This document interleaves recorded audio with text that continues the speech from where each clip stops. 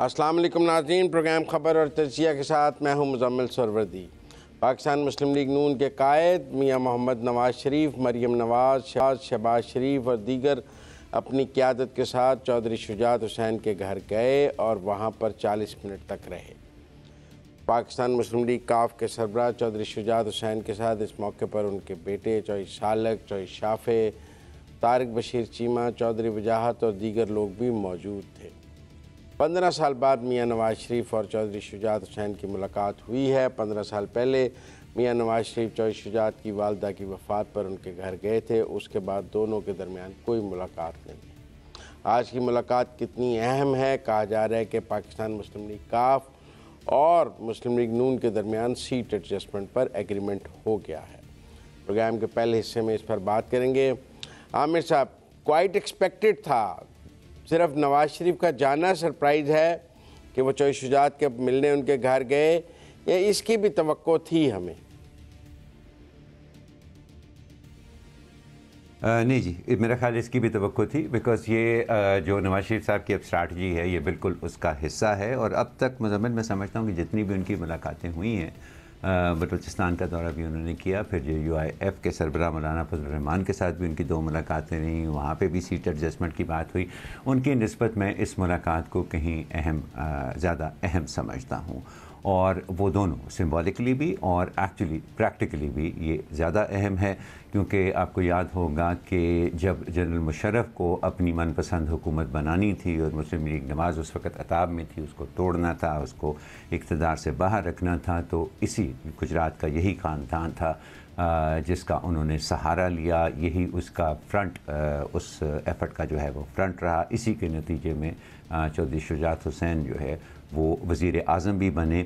और फिर हमने हालिया सियासत में देखा कि चौधरी शुजात हुसैन के रास्ते जब चौधरी परवेज़ इलाही से जुदा हुए हैं, तो वो बुनियादी वजह मैं समझता हूँ कि इसकी अहमियत की है, क्योंकि एक तो ये जो माजी के दाग धुलवाने, नवाज़ शरीफ साहब का ये जो इस वक्त एक पॉलिसी है कि नहीं, वो से अपनी सियासत की खातिर इस पाकिस्तान को एक मुस्तहकम हुकूमत की खातिर उनको जिससे भी मिलना पड़ेगा, जिससे भी बात करनी पड़ेगी वो करेंगे, और वो मुलाकातें कर भी रहे हैं सारे।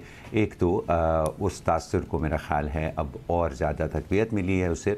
और दूसरा ये जो चौधरी परवेज़ इलाही की जो सियासत है गुजरात के अंदर, ये मेरा ख़्याल है कि उसका रास्ता रोकने के लिए ये बहुत ही ज़्यादा मौसर ये ऐलान साबित होगा। चौधरी ख़ानदान का जो असर रसूख है वहाँ पर, वो अगर PMLN की पॉलिटिकल सपोर्ट के साथ मिल जाता है तो ये काफ़ी एक फॉर्मिडेबल फोर्स है। हमने देखा कि शुरू में जनरल ज़ियाउल हक़ के बाद होने वाले पहले इंतखाबात में गुजरात बुनियादी तौर पर पीपल्स पार्टी का एक स्ट्रॉन्ग होल्ड समझा जाता था, पंजाब के कुछ दूसरे शहरों समेत। लेकिन आहिस्ता आहिस्ता इस ख़ानदान ने अपना वहाँ पर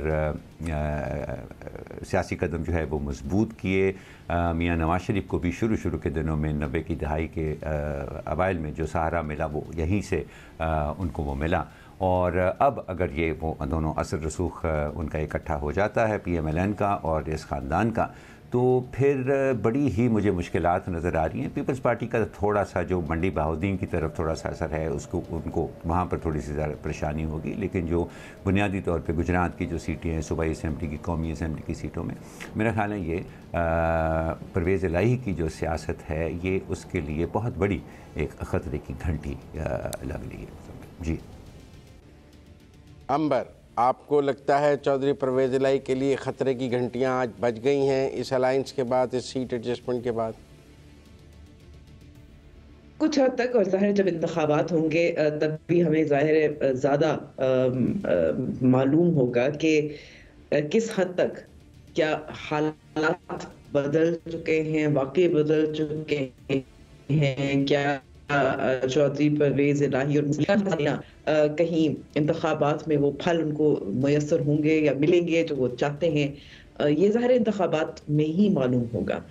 लेकिन ज़ाहिर है इससे आपको एक और जो इशारा मिलता है, एक जो मियां नवाज शरीफ इस वक्त इत्तेहाद कर रहे हैं, बाहर बराह रास्त मुलाकातों के जरिए कर रहे हैं, किसी तीसरी फर्द या तीसरी कुव्वत को बीच में लाए बगैर इंतखाबात से कबल कर रहे हैं। तो ये तो उनकी स्ट्रैटेजी है और ये साफ जाहिर हो रही है। माजरत। लेकिन साथ साथ मैं समझती हूँ कि इस वक्त एक और जो तासुर है, जो पोल्स भी कह रहे हैं कि क्या वाकई पाकिस्तान तहरीक इंसाफ इतनी मकबूल है, उसका मुकाबला कैसे किया जाएगा।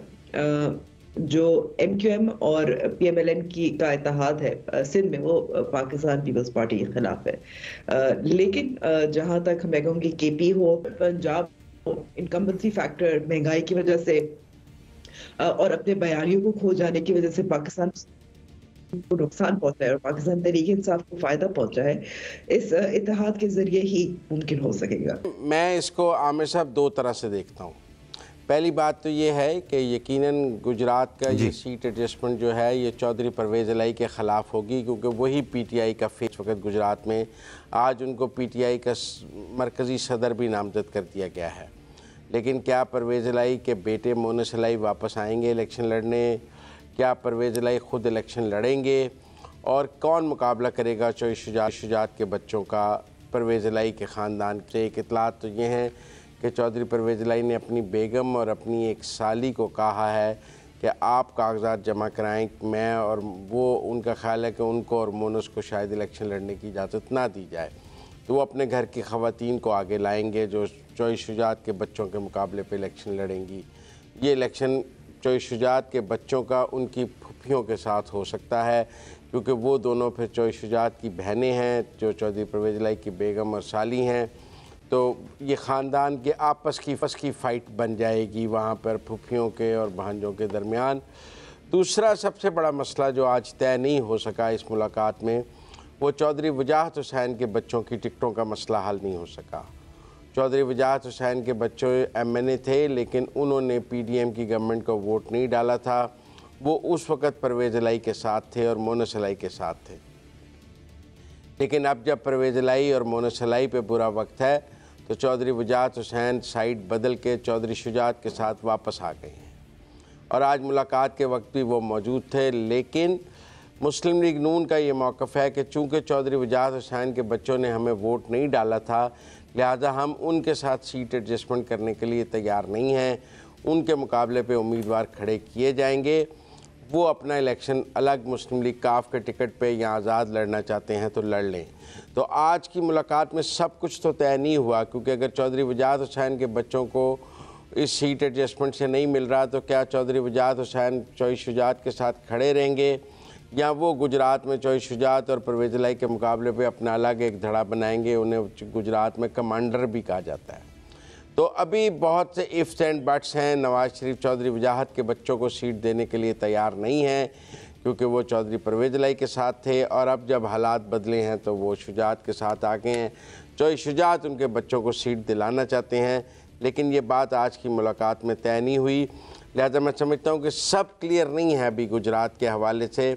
गुजरात की सियासत में अभी बहुत नशेब व फराद बाकी हैं। क्यों आमिर साहब?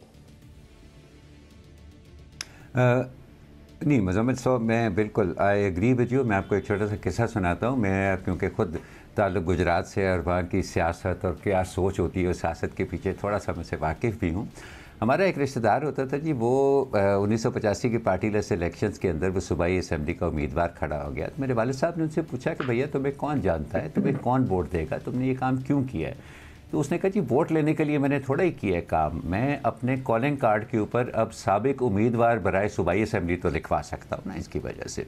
सो एक तो यहाँ के इलाके के लोग जो है उनकी जो उनकी जो सियासी सोच होती है और जो उनके सियासी अहदाफ होते हैं वो बहुत महदूद हैं। और ये किस्सा मैं आपको इसलिए सुना रहा हूँ कि चौधरी शुजात हुसैन जो है वो अपनी सियासत की महराज पा चुके हैं। वो पाकिस्तान के वज़ीर आज़म, भला 4-6 हफ़्ते के लिए ही वो रहे हैं, वो पाकिस्तान के वज़ीर आज़म रह चुके हुए हैं। अब वो सियासत जो है ना तो उनकी सेहत इजाज़त देती है और वैसे ही भी अब वो सियासत अपने लिए नहीं कर रहे हैं। लेकिन उस इलाके में उनके ख़्याल, उनका जो अपना ख़्याल है वो ये कि परवेज़ इलाही साहब की हालिया सियासत ने उनका नाम बिगाड़ा है उस इलाके के अंदर, उनके ख़ानदान का नाम जो है उसको नुकसान पहुंचाया है। अब एक लिहाज से मैं उसको बदले की सियासत तो नहीं कहूँगा, लेकिन एक लिहाज से वो ये साबित करना चाह रहे हैं नवाज़ शरीफ साहब से इस मुलाकात के बाद और ये सीट एडजस्टमेंट वाली जो बात उनसे शुरू करके कि नहीं, ये अगर गुजरात की सियासत है तो वो मेरे नाम पर होती है। और ये हकीकत भी है कि अगर बहुत सारे गांव ऐसे हैं मेरे गांव के आसपास फॉर एग्जांपल कि अगर आप जाए तो वो साबिक वज़ीर आज़म के नाम से अब जाने जाते हैं, उनको चौधरी शुजात हुसैन साहब कोई नहीं कहता, वो साबिक वज़ीर आज़म ही कहा जाता है ज़्यादातर इलाकों के अंदर उनको। तो अब वो ये साबित करना चाह रहे हैं कि इस इलाके की सियासत अभी तक मेरे नाम से जानी चाहती है, चौधरी शुजात हुसैन के नाम से, चौधरी परवेज़ इलाही के नाम से नहीं। तो ये जो जिन रुकावटों का आपने जिक्र किया है ना, मेरा ख्याल है इनका भी वो रास्ता निकाल लेंगे, क्योंकि नवाज़ लीग को भी उनकी हमायत की वहाँ पर उस इलाके में ज़रूरत है। और चौधरी परवेज़ इलाही के लिए अब उम्र के इस हिस्से के लिए उनके बहुत ज़रूरी है कि जब वो जाएँ तो उनके जाने के बाद उनको इन अल्फाज में अल्लाह उनको लंबी ज़िंदगी दे और भी सेहत दे, लेकिन जब भी वो जाएँ उनको यही याद किया जाए कि हाँ ये एक सियासतदान था जिसका नाम पूरे ज़िले के ऊपर छाया रहा उसकी सारी उम्र के अंदर। सो मेरा ख्याल है कि उसका भी कोई ना कोई रास्ता निकाल लेंगे अगर थोड़ी बहुत रुकावटें हैं भी उनके रास्ते में। अंबर, आपको लगता है चौधरी वजाहत के बच्चों को सीटें मिल जाएंगी नून से? मेरे ख्याल में कि कुछ खबरें तो आ रही थी कि शाफे को शायद मिल जाए और तारिक बशीर चीमा को तो मिल जाए, लेकिन जाहिर है किस हद तक किसको मिलेंगी मैं समझती हूँ, बल्कि ये कहना ज़रूरी है कि ये बहुत एक इंटरेस्टिंग टेस्ट केस भी बन रहा है। एक नवाज लीग के जो इत्तेहाद पंजाब और परवेज़ इलाही चौधरी शुजात के आपस में इख्तलाफ, और फिर जाहिर है जो अगर एक चीज़ पाकिस्तान मुस्लिम लीग काफ के बारे में कहा जाता था, इन दोनों भाइयों और ख़ानदान के बारे में कहा जाता था कि वज़ादारी की सियासत में यकीन रखते हैं। आपने भी जिक्र किया था मुज़म्मिल साहब कि 15 साल कबल जब मियां नवाज शरीफ की वालदा का इंतकाल हुआ था तब मुलाकात हुई थी, और ये भी आप सोचे उस वक्त के बाद भी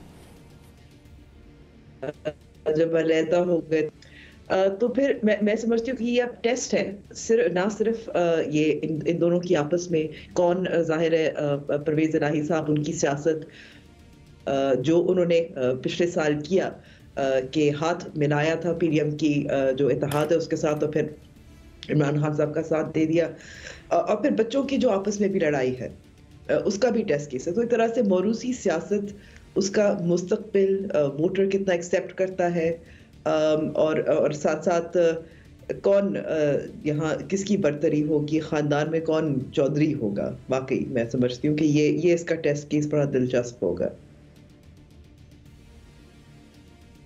आमिर साहब, आपने तो बताया कि आपका ताल्लुक गुजरात से है, तो फिर आपको लगता है कि जो गुजरात की जो इस बार सीटें हैं वो चौधरी जीतेंगे या चौधरी परवेज हैं? मैंने कहा जी गलती होगी, लेकिन हूँ है गुजरात से ना। तो फिर आप ये बताएं कि अगर चौधरी वजाहत अपनी हमायत चौधरी शुजात से हटा लेंगे और वो फिर साइड बदल कर परवेज़ इलाही की तरफ चले जाएं, तो इसका सियासी तौर पर चौधरी शुजात को नुकसान होगा? देखो मुजम्मिल, ये बहुत चीज़ों के ऊपर डिपेंड करता है। थोड़ा सा मुझे आपसे माजरत के साथ वापस तारीख में जाना पड़ेगा, आप हमेशा मुझे रोकते हैं इन चीज़ों से, लेकिन उसके बगैर बात आगे बढ़ाई नहीं जा सकती। तो अगर आप देखें तो चौधरी परवेज़ इलाही की अदावत नवाज शरीफ साहब के साथ बहुत पुरानी है। ये 1990 में जब नवाज शरीफ साहब वज़ीर आज़म बने तो बड़ी उम्मीद थी चौधरी परवेज़ इलाही को कि जो पंजाब की वजारत आला है वो इनके हाथ आ जाएगी, इस ख़ानदान के हाथ में आ जाएगी। और उस वक्त ज़ाहिर है कि चौधरी शुजात हुसैन का उस वक्त भी नहीं प्लान था, वो हमेशा से अपने आप को एक नेशनल असम्बली का मेंबर समझते थे, उनका सूबाई असम्बली में जाने का कोई इरादा नहीं था।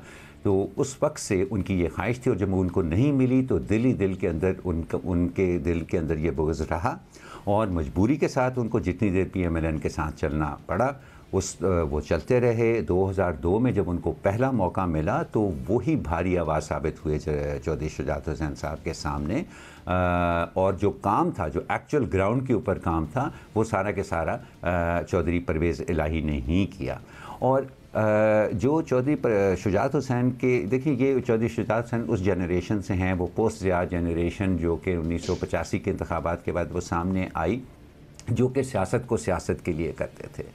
इस ख़ानदान की सियासत के अंदर कारोबार, पैसा कमाना, सियासत को पैसा कमाने का ज़रिया बनाना, खा उसके लिए मुकदमे क्यों ना भुगतने पड़ें, ये काम परवेज़ इलाही ने आकर वो शुरू किया। इसलिए ये इन दोनों के बीच में बड़ी एक पुराना एक मसला है, जिसमें चौधरी शुजात हुसैन का ख्याल है कि परवेज़ इलाही साहब जो हैं वो इस ख़ानदान की रिवायती सियासत से हट चुके हैं, पहली बात। और दूसरी, जिस तरह से ये हालिया सियासत के अंदर हमने देखा कि जिस तरह से उन्होंने काफ लीग की क़यादत ही उनसे छीनने की कोशिश की, उनको बिल्कुल बेदखल करने की कोशिश की काफ लीग से, वो भी ऐसा कोई ऐसा ज़ख्म नहीं था जो कि चौधरी शुजात हुसैन जो है वो उसको आराम से उन्होंने वो बर्दाश्त कर दिया। सो गोया ये तो एक तरफ ये बात तो दुरुस्त है कि इमरान खान की सियासत की वजह से ख़ानदान भी बट गए हैं, बेटा बाप की बात नहीं मान रहा, बीवी मियाँ की बात नहीं मान रही है, ये भी अपनी जगह पर दुरुस्त है ये बात। लेकिन मैं समझता हूँ कि ये एहसास उस ख़ानदान का कि हमारे ख़ानदान का कोई एक, अब हम थोड़ी बहुत रिडेम्पशन चाहिए अपने ख़ानदान की सियासत के लिए, कि हमें बिल्कुल ही एक वो ज़ाती मफाद की सियासत वाला ख़ानदान इस इलाके में इस तरह से हम याद ना हों कि बिल्कुल ही एक ज़ाती मफाद वाला ख़ानदान है। मेरे ख़्याल में कुछ ना कुछ वो पूरे ख़ानदान में, उनके बच्चों में भी ये सोच होगी। सो अभी कहना बहरहाल कबल वक्त है, मैं नहीं समझता हूँ कि ये इतना आसान मामला है जिसके ऊपर फौरी राय कोई दे सके, लेकिन इम्कानात ऐसे हैं कि ये उनका कोई ऐसा रास्ता निकल आए कि उनकी औलाद उनके साथ ही रहे, और ये अब चौधरी शुजात हुसैन वाला हिस्सा है जो ख़ानदान का, ये लोग मिल के परवेज़ इलाही वाले हिस्से के ख़िलाफ़ जो है वो एक महाज बनाएं। अंबर, आपको लगता है कि चौधरी शुजात जो हैं माइनस परवेज़ इलाही पूरे चौधरी ख़ानदान को अपने गिर्द इकट्ठा कर लेंगे और परवेज़ इलाही बिल्कुल आइसोलेट हो जाएंगे चौधरी ख़ानदान में से? आसान तो उनके लिए बहुत है, जाहिर है, क्योंकि चौधरी परवेज़ इलाही तो फ़िलहाल जेल में है। और अगर हम काफ लीग की सियासत भी देखें, इस्टेब्लिशमेंट के साथ भी होती है, जहाँ ताकत होती है उसके तरफ वो दरिया की तरह वो उनका रुख भी हो जाता है। इस वक्त मौजूदा हालात तो यही नज़र आ रहे हैं कि नवाज़ लीग फ्रंट रनर है मुख्तलिफ वजूहात की बुनियाद पर। इसमें शहबाज शरीफ साहब का भी बड़ा किरदार है। तो उनकी अलीलत के बावजूद मैं कहूँगी कि चांसेस तो ज़्यादा यही लग रहे हैं कि उनके ज़ाहिर है नवाज लीग के साथ ये जो इत्तेहाद है, कुछ सीट एडजस्टमेंट जो मज़ीद है जो वो चाह रहे हैं, वही चौधरी शुजात जो है वो यहाँ ज़्यादा मेरे ख्याल में कि भारी नहीं है। ठीक है, तो मैं ये समझता हूँ, फिर भी मैं आप दोनों से मुत्तफ़िक नहीं हूँगा। मुझे लगता है कि पाकिस्तान मुस्लिम लीग नून आखिरी हद तक जाएगी कि उनके पास आबिद हुसैन हैं, अपने कैंडिडेट्स भी गुजरात में मौजूद हैं और वो पूरा गुजरात चौधरी ख़ानदान को नहीं दे सकते हैं। इस तरह चौधरी शुजात के बच्चों को भी सीट दे दी जाए, चौधरी वजाहत के बच्चों को 2 MNA की सीटें दे दी जाएँ, MPH के उधर हो जाएँ, तो मुमकिन नहीं है मुस्लिम लीग नून के लिए कि वो सारी सीटें चौधरी ख़ानदान को दे दे, चाहे वो शुजात वाला धड़ा ही क्यों ना हो। तो इसलिए मुझे लगता है कि ये सीट एडजस्टमेंट जो है ये सिर्फ चौधरी शुजात के बच्चों की हद तक होगी। चौधरी वजाहत के बच्चे और मुस्लिम लीग नून के दरमियान मुकाबला होगा।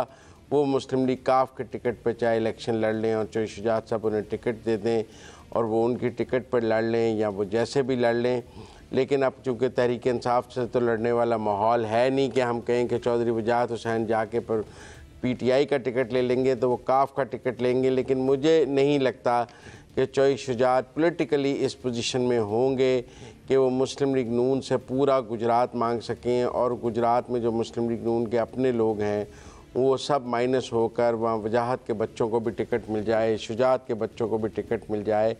नवाज़ शरीफ पूरा गुजरात उनको नहीं देंगे, वो सिर्फ शुजात के बच्चों को टिकट देंगे और साथ बहावलपुर से तारिक बशीर चीमा को देंगे, क्योंकि फार्मूला यही है कि जिन्होंने PDM को वोट दिया था उनके लिए हम बाउंड हैं, जिन्होंने शहबाज शरीफ को वज़ीर आज़म के लिए वोट नहीं डाला उनके साथ सीट एडजस्टमेंट हम अखलाकी तौर पर उनके साथ करने के ज़िम्मेदार नहीं हैं। तो मैं बिल्कुल नहीं समझता कि चौधरी शुजात साहब जो हैं वो चौधरी शुजात को के इर्द गिर्द चौधरी ख़ानदान को इकट्ठा रखने के लिए मुस्लिम लीग नून कोई 2 कौमी असम्बली की सीटों की कुर्बानी दे देगी, मुझे नहीं लगता। वो अपनी गुजरात में प्रेजेंस रखेंगे, बल्कि कोशिश करेंगे कि शुजात साहब के बच्चे भी शेर पर लड़ें, और अगर वो आज भी उन्होंने ज़िद की है कि हम अपने निशान पर लड़ेंगे तो फिर ये सिर्फ सीट एडजस्टमेंट उन 2 सीटों की हद तक होगी। तो तो आमिर साहब, अगर मैं फिर ये आप मेरी इस एंगल से तो मुत्तफिक नहीं होंगे, मुझे उम्मीद है काफ़ी हद तक। नहीं देखें, it's all open at the moment Muzammil. वो सब कुछ जो है वो मुमकिन है, और ये सीट एडजस्टमेंट गुजरात किसी एक ख़ानदान के हवाले करना या किसी एक ख़ानदान से छीन लेने के बारे में नहीं होती। सीट एडजस्टमेंट हमेशा बांटने के बारे में होती है। कौमी असम्बली के ऊपर एक ख़ानदान का उम्मीदवार हो सकता है, और उसके नीचे जो दो सूबाई, आम तौर पे एक कौमी हल्के के नीचे जो दो सूबाई हल्के होते हैं उसके नीचे दोनों होते हैं। और यहाँ पर भी हमें इस तरह के इशारे मिले हैं कि कहीं पर अगर चौधरी ख़ानदान को कौमी असम्बली के लिए उनके ख़िलाफ़ कैंडिडेट नहीं खड़ा किया जा रहा, तो सूबाई असम्बली में नून लीग के कैंडिडेट्स होंगे, और जहाँ सूबाई असम्बली के कैंडिडेट चौधरी ख़ानदान के होंगे वहाँ कौमी असम्बली का नून लीग का होगा। So the possibilities are there. मैं कोई हतमी तौर पे तो देखें कुछ नहीं कह सकते ना, अभी इलेक्शन के अंदर वक्त है, अभी दिसंबर के मेरे ख्याल है तीसरा हफ्ता है या यही कोई वक्त है जब नॉमिनेशन पेपर्स जो हैं वो फाइल होंगे। नॉमिनेशन पेपर्स के बाद भी हमने देखा है कि लोग विड्रॉल नहीं भी करते हैं तो वो इनफॉर्मली विड्रॉ कर जाते हैं, और कुछ ना कुछ एडजस्टमेंट लास्ट मिनट तक जारी रहती है। सो आई एग्री विद यू कि हतमी तौर पे कुछ नहीं किया जा सकता, लेकिन मैं फ़िलहाल इन इम्कानात को मैं रद्द नहीं कर सकता, क्योंकि जिस तरह से परवेज़ इलाही और चौधरी शुजात हुसैन के रस्ते अलहदा हुए हैं, एंड हमें यह भी नहीं भूलना चाहिए कि इस दौरान चौधरी शुजात हुसैन ने आसिफ ज़रदारी साहब के साथ भी काफ़ी मिल के काम किया है। उनकी भी एक पर्टिकुलर किस्म की अंडरस्टैंडिंग है, और मेरा ख़्याल है वो किसी न किसी लेवल के ऊपर प्राइवेटली आसिफ ज़रदारी से भी इस मामले के ऊपर मशवरा मांगेंगे कि किस तरह से इस बात को आगे बढ़ाया जा सकता है। सो मैं किसी भी इम्कान को सिर्फ रद्द नहीं कर रहा हूँ, मैं ये कोई हतमी तौर पे नहीं कह रहा हूँ कि ऐसा हो सकता है और वैसा नहीं हो सकता। अंबर चौधरी शुजात जेल में मिलने परवेज़ इलाही को 2 दफ़ा गए। चौधरी मोनस इलाही ने ट्वीट्स किए कि हमें तो मिलने नहीं दिया जाता, लेकिन चौधरी शुजात हुसैन को चौधरी परवेज़ इलाही से जेल में मिलने के मौके दिए जा रहे हैं। लेकिन हमने देखा कि 2 मुलाकातों के बाद ये मुलाकातें ख़त्म हो गईं, और यही ख़बरें आईं कि चौधरी शुजात जेल में चौधरी परवेज़ इलाही को कायल करने में नाकाम रहे। आपको लगता है इलेक्शन से पहले किसी स्टेज पर चौधरी शुजात और चौधरी परवेज़ इलाही फिर इकट्ठे हो सकते हैं और चौधरी शुजात उनको फिर कायल कर लेंगे? मेरा ख्याल में ऐसा नहीं होगा, इसलिए क्योंकि मौके बहुत रहे हैं परवेज़ इलाही साहब के पास, और ये ना सिर्फ अब 9 मई के बाद भी, उससे पहले भी, और उन्होंने अपना जो सियासी रास्ता है उसका इंतखाब कर लिया था। मोनस इलाही जो मर्जी कह लें, लेकिन उनको मौका शायद मिले ना मिले, ये है कि वो बाहर बैठे हुए हैं, वो आए भी तो शायद उनको इकट्ठा ही डाल दिया जाए वापस, उस तरह से मुलाकात भी हो जाएगी।